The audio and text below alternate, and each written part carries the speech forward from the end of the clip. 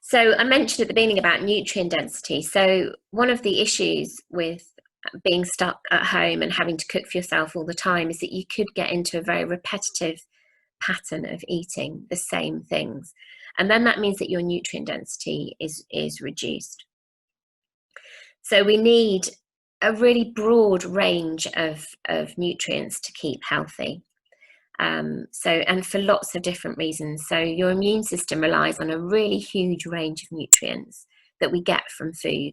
So the broader your intake of fruit and vegetables, the more likely you are that you're giving your body what it needs to keep the immune system robust.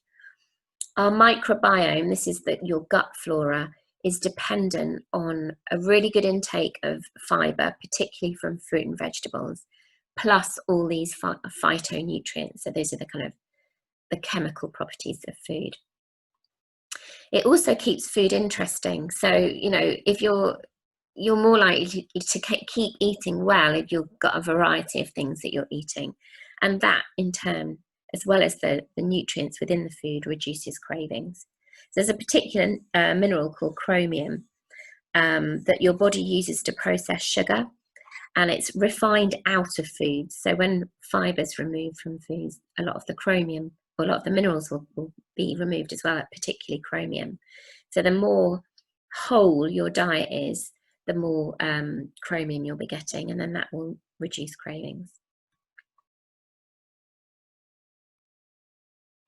So here's some ideas about how you can increase the nutrient density of your diet. So if you do find you've got a bit more time on your hands, this is the time to cook new recipes. So I'm obsessed with recipe books. It's embarrassing how many I've got, but maybe give yourself a challenge to get one out that you've bought and never really opened, and just spend 5 minutes flicking through it and pick 3 recipes that you think you've got the ingredients for and sound appealing. Getting a vegetable box is a great way of keeping your diet nutrient dense. Every week you'll be sent a box, hopefully with different things in it, and it will force you to kind of expand your repertoire. Most of the vegetable box companies are back up and running again. They did suffer at the beginning with kind of the surge in demand, but from what I can see, most of them are back up and running. You should be having at least 8 portions of fruit and veg a day. And I know for some people that sounds huge, but that's the kind of levels you need to be at for great health. And that should be split 6 veg and 2 fruit. So use this time to build that up, to get into the habit of having some fruit with breakfast. So having 2 to 3 portions of vegetables at lunchtime and dinner, and maybe a snack that's fruit-based or vegetable-based. Set yourself the challenge of eating 50 different foods in a week. So again, that sounds really overwhelming, but you would write down every single food that you ate each day. It is a challenge to get to 50, but say you were to cook something from scratch, like a spaghetti bolognese, you would have the pasta, the meat, the tomatoes, the garlic, the onions, the basil, whatever other vegetables you chopped into that, the olive oil, and you keep a list and you build up to 50. But it's a really nice thing to do. And if you've got children, and it's a great challenge for them to get involved with as well. And then at the bottom, we've got Eat a Rainbow. And again, a great thing for kids to do, print off a blank rainbow. And every time you eat a piece of fruit or vegetables that are one of the colours of the rainbow, they get to colour that section in. You could even do that as an adult.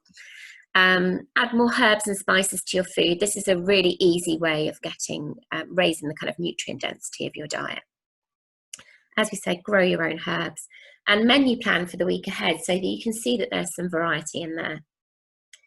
I'm going to talk a bit more about menu planning in a moment. So food labels, they are a bit confusing. So I thought we'd just run through a few of the things that you commonly see. So, and to explain the difference between use by and best before. So use by, you really should consume this by that date. This is when the food is going to start to perish. But best before is a reference to quality, not safety. So if something says best before, it's going to taste its best up until that point, but it's not necessarily going to deteriorate in terms of kind of the safety of eating it. So, it's good to have that distinction. So light or light, this to me is a kind of marketing ploy. I mean, I would be wary of anything that use those labels anyway. Often when something's lower in one thing, it's higher in another that isn't good for you anyway. For something to be low fat, it needs to be less than 3 grams of fat per 100 grams. But I'm trying to encourage you not to be fat phobic, because fat is really important for you. It's just choosing the right type of fats. And then be really careful with things that are blazoned with no added sugar, because they often contain artificial sweeteners. And then food labeling. So there's just some kind of little bit of guidance here. So again, with fat, take it with a pinch of salt. But some of the fat that will result in something being high in fat will be good fat. So if you read the label on a packet of nuts, the fat content would be really high, because nuts are very high in fat, but it's good fat. So, you know, with all of these things, it's about, I guess, using a bit of common sense and thinking, what is this food that I'm reading about? Sugars, as we said, I would say if something's lower than 10 grams, that's a good indication that it's low sugar. And, you know, be careful with salt. If you've got a family history of high blood pressure, it's worth being cautious around salt. And this is particularly important if you're eating a lot of convenience food, because salt is often quite high in those foods. And another thing, in case you didn't know, is whenever you read an ingredients list, it's in weight order. So if you look at this Twix, for example, the biggest ingredient is sugar. The second biggest ingredient is glucose syrup, which is sugar. So, you know, that's another good indication when you're reading something that's processed as to whether it's a good idea to be eating it or not. And as I said, be careful with ready meals. They're often high in salt, and they often contain sugar as well, even in savoury products. And this is to make them really appetizing so that you want to go back and have more. And yet start reading the labels, and, you know, anything that contains words that you couldn't pronounce, or a list longer than, I would say, 6 or 7, I would be a bit wary of eating something like that. With ready meals, obviously, I'm sure you can imagine they're made in huge batches. They're probably overcooked, and then that will lead to them losing a lot of nutrients. But there are some good brands out there. So look for things that look a bit fresher, or, you know, the Be Good to Yourself or other brands labels along those lines. There are some better options these days. So cooking methods. So for vegetables, the best way of cooking vegetables is always steaming. So when you steam them, they're lightly subjected to heat. They're not immersed in the water. So when you boil vegetables in water, a lot of the goodness in vegetables is the water-soluble vitamin content, and that is lost in the boiling water. So steaming is a much healthier way of cooking vegetables. Quick stir frying is fine. You don't want the pan to get too hot, and you don't want to burn the vegetables though. Fish really appreciates very gentle cooking, especially oily fish. So the fats in oily fish, the omega-3 fats, are really delicate. So think about how you're cooking things, and you want it to have the lowest heat possible. So poaching is a really nice way to cook fish. Baking in the oven, the temperature will always be lower than it is on the hob, so that's a nicer way of cooking things like salmon. And avoid microwaving. Microwaving fish will destroy the good fats in there, so it's not a good idea to use the microwave for fish. Slow cooking is a nice way to cook meat, stewing. Try and avoid frying meat because you're damaging the fats that are in there. And then eggs, an amazing fast food. So, you know, if you are pushed for time, think about how you could have more eggs in your diet. So people used to worry about how many eggs they had. I would say as long as you're having less than 10 a week, that's absolutely fine, unless you suffer with constipation. Some people their constipation can be worse if they have too many eggs. But a great way to cook eggs would be scrambled, poached, or boiled. Omelettes are great too, because it's a great way of getting more veg in. Let me just look at the chat.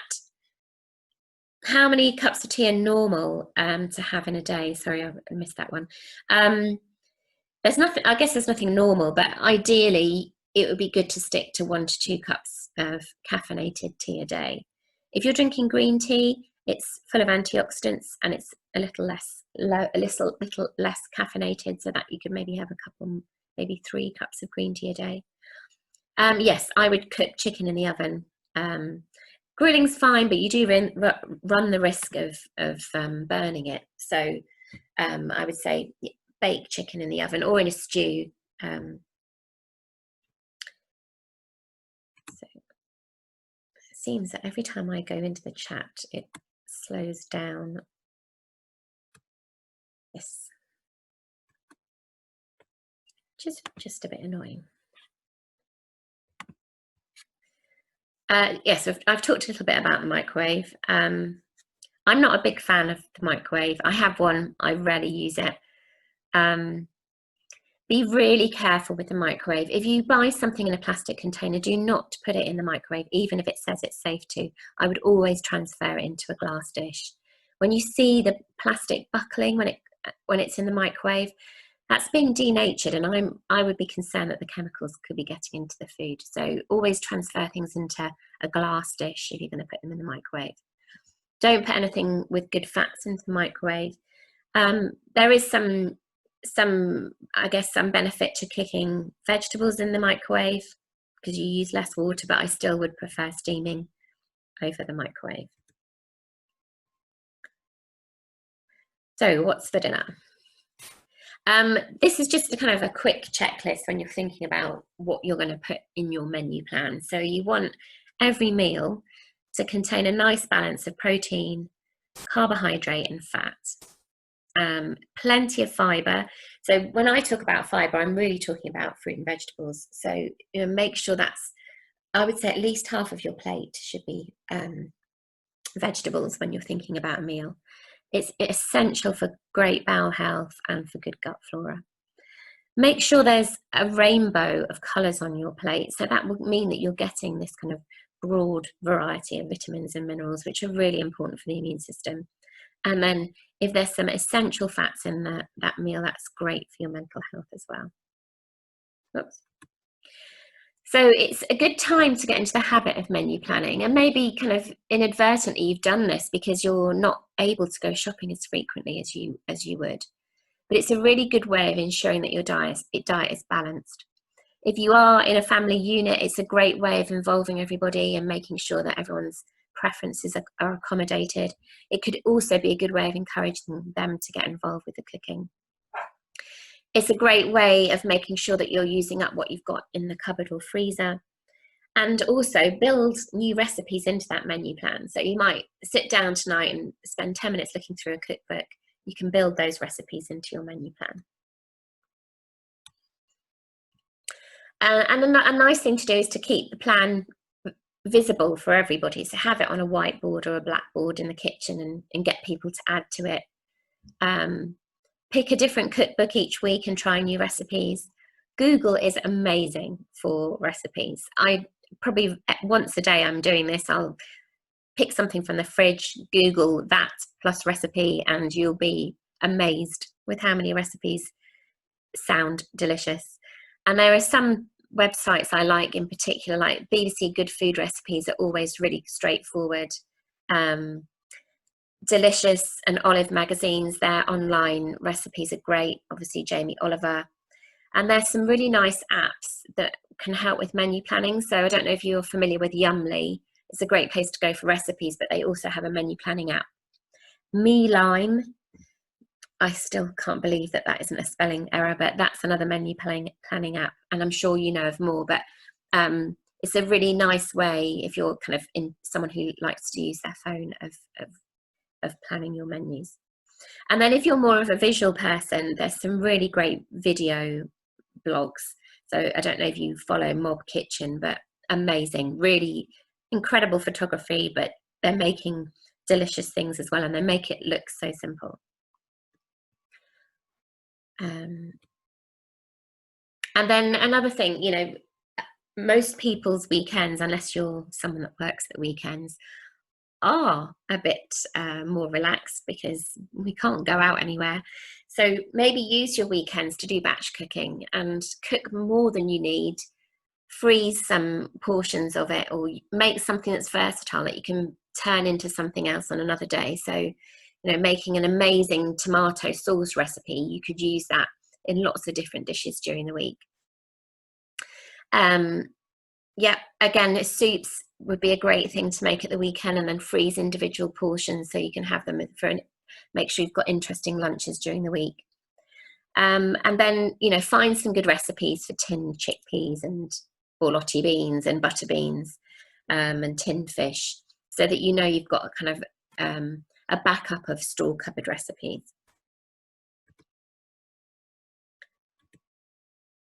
And I'm sure you're all on social media and seeing people doing things like this, but we've got a family locally that are doing ready steady cook nights. They're a family of 5, 3 teenagers, and each week they're posting their pictures of their ready steady cook nights, and it's amazing. So a really nice way, if you've got older children, of getting them involved. You could have a come dine with me experience where, yes, I guess it's very similar to Ready Steady Cook, but maybe a bit more fancy. Oh, sorry, I've got that the wrong way around. Come dine with me would be what I was just describing, where you each cook a meal every night, and Ready Steady Cook nights would be a challenge. So you'd find 3 things and challenge somebody in the family to come up with a delicious meal based on those. One thing we're doing here, I've got 2 teenage boys, and just as a way of kind of keeping us together as a family, bonding, whatever, we have a takeaway night. So tonight is Thursday, so it's my eldest son's turn to choose. I'm having to eat the most horrendous foods on Thursdays, but I have to remind myself it's their choice. Unfortunately, it always arrives during the NHS 8 p.m. clap, so everyone else can see that we're having Pizza Hut or whatever they've chosen. But luckily, it's my choice once every 4 weeks. Another thing is make lunchtime special. So if there's more than one of you in the house, you know, maybe make a deal about lunchtime. You know, it is an important meal, and it is a time to take a break from work. Another thing would be to buy kits. There's some amazing spice kits out there. So you get the spices and then it tells you what ingredients you need. Or recipe box delivery. So, you know, you don't have to have it every night of the week. Maybe you could sign up to have 2 nights a week where you have a recipe box.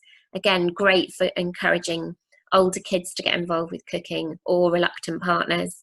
My most favourite one would be Mindful Chef, because it is healthy food. There's another chat. Let's see. Would you have your main meal at lunch or dinner? I think if you had the choice and your lifestyle worked around it, it's always best to eat more at lunchtime than it is at dinner. But that, I know, with if you're all working in your household, that might not be realistic. But if you have got the opportunity, I would have the main meal at lunchtime, definitely. That's a good question. Again, it's gone slow.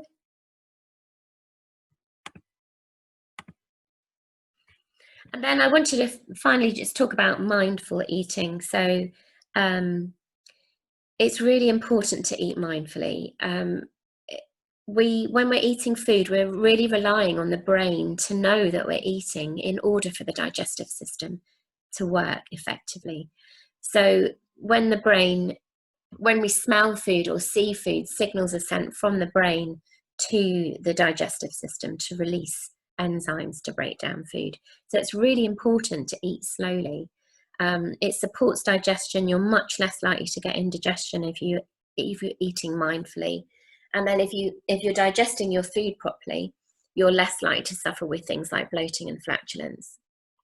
It's also great for having control over how much you're eating and for preventing cravings. And as a consequence, important for weight management. So the things that we'd encourage you to do are take time to prepare your food. So this is the problem really with convenience food. There's no kind of interaction with it other than to unwrap it and put it in the microwave. Whereas if you prepared that food, your digestive system would be ready for that food. It would know that you were going to eat. Eat slowly and chew thoroughly. We really shouldn't be swallowing until whatever's in our mouth is a paste. If you swallow before that, you're then expecting your stomach to do the work that your mouth should have done. And that's what leads to things like bloating and flatulence. Try and eat in a quiet and peaceful environment. It's really hard at the moment. A lot of us are working in our kitchens, so the kitchen has become the workspace. But maybe try and clear a space so that when you're eating, you're not eating in front of your laptop. Because if you're eating whilst you're working and what you're doing is stressful, your stress hormones will be high when you're eating, and that will slow down digestion as well. Yes, so only eat. Don't read your emails or look at your phone whilst you're eating, because again, you're blocking all those signals from the brain. The brain is going to be consumed with the stress or anxiety or pleasure that whatever you're looking at on your phone is creating, rather than focusing on providing the signals to the digestive system. And yes, and spend time smelling your food and savouring the flavours. All of this will lead to a much easier digestion of food.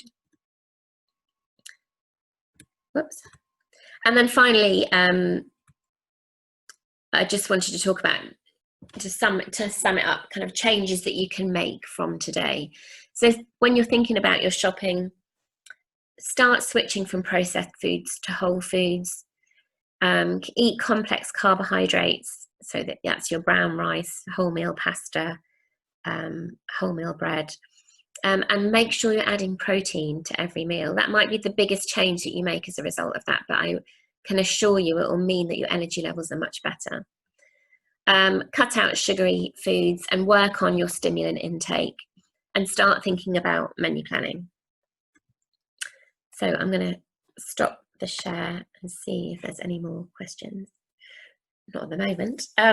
So yes, thank you very much. Has anyone, you can unmute yourselves if you want to have a chat. There's only a few of us, so that would work. Should we do that? Yeah, thanks Emily, that was brilliant. That was really good, so informative, and lots of tips and stuff in there as well. How did you find it? So have you got any additional questions that you'd like to ask Emily at all? Maybe I've bored them all to death. I don't think so. I think there was so much information, probably trying to process everything that was in there. There's some really, really, really good tips. Thank you, Emily, and sorry I came in late. I just wanted to ask about smoothies, because I do love a smoothie, but one of my friends said to me, actually, you shouldn't be having smoothies as often as you do. I usually put fruit in and some celery and, just any leftover fruit I've got, but I just wanted your thoughts on smoothies. Yeah, I mean, smoothies are healthy because it's the whole fruit that you're putting in there. Whereas, with juices, you're extracting all the fibre, which is where a lot of the goodness is. So from a health perspective, there's nothing wrong with smoothies. But I would say, yes, make sure they're 50% vegetable, 50% fruit. You don't want that ratio to be any higher in terms of fruit, because it is quite a big hit for your blood sugars. Because even though the fiber's still there, the blender has broken it down, which is what your stomach was going to do. So you are getting more of a kind of hit of blood sugar. Yeah, and I would say add some protein in as well. So if you can chuck a handful of seeds in, or nuts, it depends how powerful your blender is. I have broken a NutriBullet with nuts, but so think about the strength of your blender, or a good quality protein powder, so that it's not 100% carbohydrate that you're consuming. If you add some nuts or seeds in there, you've got a bit more of a balance. Or yogurt's nice to add to a smoothie. So I would say I wouldn't have one every day of the week. Mix it up a bit, but there's nothing wrong with them as long as you're following those kind of guidelines. Thank you, and that's good to have that in my mind, that 50-50, because I must say I've erred on the side of the fruit as opposed to the veggies, so that's nice to have that in mind now. Thank you. And things like spinach are quite innocuous in a smoothie. The other thing that's really great in a smoothie is the broccoli stems. Most people just chuck them away, but if you put them in a smoothie, that's a really nice way of getting the vegetable content up. Thank you very much.